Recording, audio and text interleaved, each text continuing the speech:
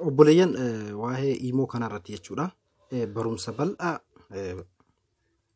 godheetiin jira. Akkasuma linkii isaa YouTube kiyya kaan jala isiniif kaa'eetiin jira. Akkasuma warroonni gartee dheengadda appilikeeshinii waa'ee alaabaa sun jechuudha nuuf bu'uu didee waan akkasii jettanii na gaafatan jechuudha.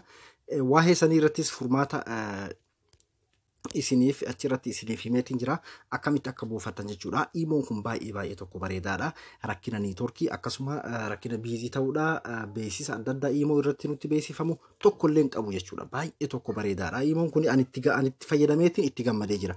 Akkasuma warroonni imoo kaanillee feenaa kanallee hin barbaanna warri jettanis imoo sadii itti fayyadamuu dandeessan. Pileestoorii irra imoo lama jira. Kanaan waliin sadaffaadha. Imoo sadii fayyadamuu dandeessan jechuudha. Kuni kan mallaqaan bitamu anfirii YouTube kiyya jala isiniif kaa'eetiin jira jechuudha. Akkasuma imoon kun biiziin ta'uu niitoorkii xiqqaadhaanis nuuf dalagaa. Akkasuma warroonni biyyoota arabaa garagaraa keessa jirtan bakka imoon ittiin dalayneetu jira jechuudha.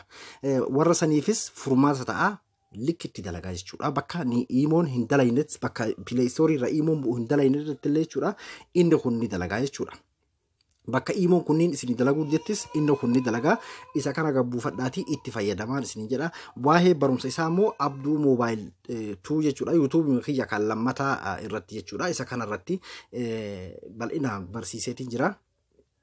Abduu Moobaayil appituun isa kana jechuudha. Ka duraanii isa kana akkasuma isa kanarratti amma viidiyoo kan hin gallakkise isa kana sabiskiraabii godha waa'ee moobaayilaa irratti appilikeeshinoota hedduu isarratti ganaas gadiin dhiisa waan ta'eef isa kana jechuudha.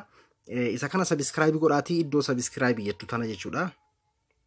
Iddoo sabiskiraabii tana tuqaatii haala kanaan mallattoo bilbilaa ka fuula duratti dhufu kana isii tana hogguuta akka tuqaatii sabiskiraabii godha haala kana irraa baradhaan isiniin jedha. Kunoo fakkeenyaaf viidiyoon ammaan isiniin jedhu sun isa kana jechuudha. Isa kana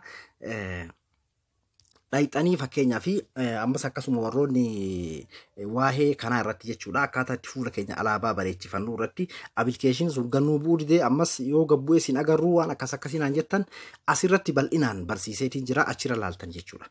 Fakkeenyaaf appilikeeshinii kuni appilikeeshinii kun jechuudha yeroo gabbu'u eessa tuuxanii bakka kana tuuxanii jechuudha. Iddoo kana tuuxan fakkeenyaaf ka alaabaa kan amma asirra tuuxaniiti yeroo isin achirra gad tuuxan kun jala kanatti jechuudha. Appilikeeshina as tuqaa buufadhaa ka jedhutu jira. Isa kanarratti tuuxanii eega isarratti tuuxanii booda haala kanaan bikkuma daawulood jettuu nu geessa jechuudha. Kunoo haala kanaan bikkuma daawulood jettuu nu geessa jechuudha. Eega bikka daawulood jettu kana nu geesse booda asirratti yeroo tuuxne jechuudha. Iimeela keenya nu gaafata. Iimeeluma silkii keessaa qabnu nu gaafata. Eega iimeela silkii keessaa qabnu irratti tuqee fakkeenyaaf amma daawulood kana irratti ni tuqaa. Eega daawulood irratti tuqee booda iimeela inni silkii keessaa qabu naa fida. Iimeeluma san irratti OK godha jechuudha. Jala OKtu jira. Yoo iimeela lama sadii qabaattan iimeela lama sadii gubbarra fideetuma jala immoo OK ta'etu jira jechuudha. Gara harka mirgaatiin OK masan irra gattuqa. Hogguu OK irratti gattuqe maal naa fida? Fakkeenyaaf mee irratti tuqee isin agarsiisa.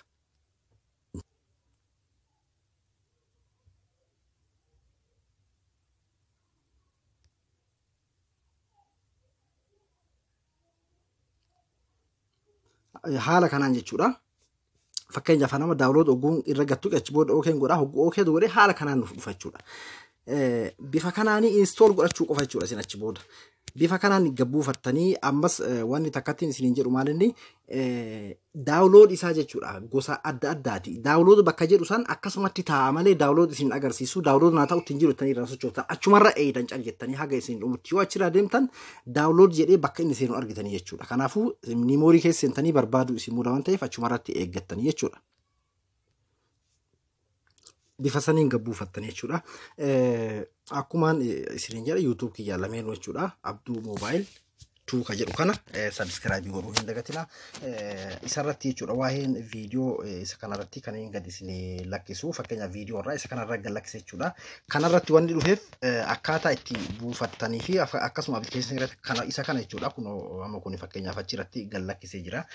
Isarra seentanii isa sabiskiraabii godhaati isarra gabbuufadhaa isiniin jechuu fi sanumaan isinii himuuf dhufe jechuudha. Hangaan viidiyoo asirra gadhiisu arraabsan irratti hin gadhiisee jira. Yaada qabdan komantii jala barreessaa gaafii yoo qabaattan keessaan gaafachuu ni dandeessanii waan isinii hin galinis gaafachuu ni dandeessanii akkasuma komantii jalatti yaada keessan barreessuu ni dandeessanii hanga viidiyoo biraatiin YouTube sanirraa haa ta'u kanarraa haa ta'u gad isinii lakkisutti nagayaan turan isiniin jedha. Assalaamu alaikum warahmatullahi wabarakatuh. ammas YouTube kana jalallee jira jechuudha. Linkii YouTube sanii YouTube kana jalallee isiniifin kaa viidiyoo amma waraabu jiru kana jala linkii YouTube sanii isiniifin kaa jechuudha. Appilikeeshinii linkii san jala jira akka hin irraanfanne fakkeenyaaf viidiyoo sun isa kana irratti tuqee fakkeenyaaf amma eega irratti tuqxanii booda jala kana tuqxanii jechuudha. Kunoo jala kana tuqxanii booda kunoo as jira jechuudha. Imo application isaa as tuqaa buufadha ka jedhu kunoo bakka kana jira. Application asuma tuqxanii buufatan jechuudha. Kun ammoo akkasuma ammas Telegram kiyyas as tuqxanii tuma seenuu dandeessan jechuudha keessa. Akkasuma linkii YouTube kana jechuudha. Abduu mobile tu jettanii bifa kanaan katabdanis waan godhachuu dandeessanii. Ammas YouTube ma viidiyoo waraabu jiru kana jalallee isiniifin kaa jechuudha linkii isaa. Hangasiifuu nagayaan naa turaan isiniin jedha. Yaada qabdan barreessaa. Assalaamu alaykum warahmatullahi wabarakatuh.